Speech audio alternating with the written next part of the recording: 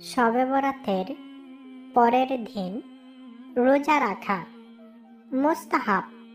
প্রিয় পর্দার আড়ালের মা ও বোনেরা ও আমার যুবক ভাইয়েরা, শবে বরাত এমন একটি পবিত্র রজনী।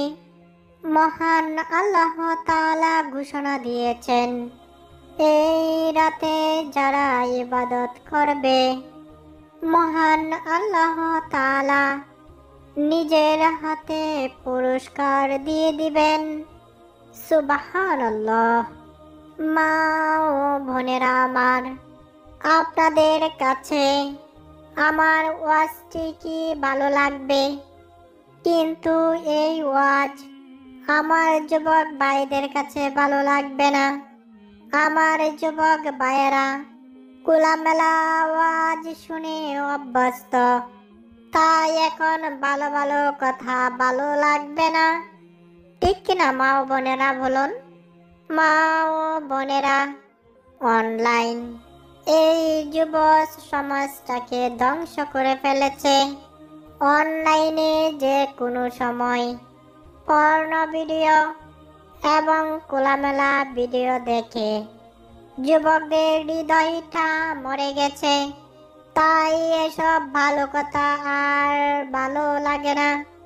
মা ও বোনেরা আমার, আপনারা মনোযোগ সহকারে শুনবেন। হাদিস শরীফে এসেছে 13, 14 ও 15 তারিখে নফল রোজা রাখতেন প্রিয় নবী সাল্লাল্লাহু আলাইহি ওয়াসাল্লাম। তিরমিজি এবং আবু দাউদ হাদিস।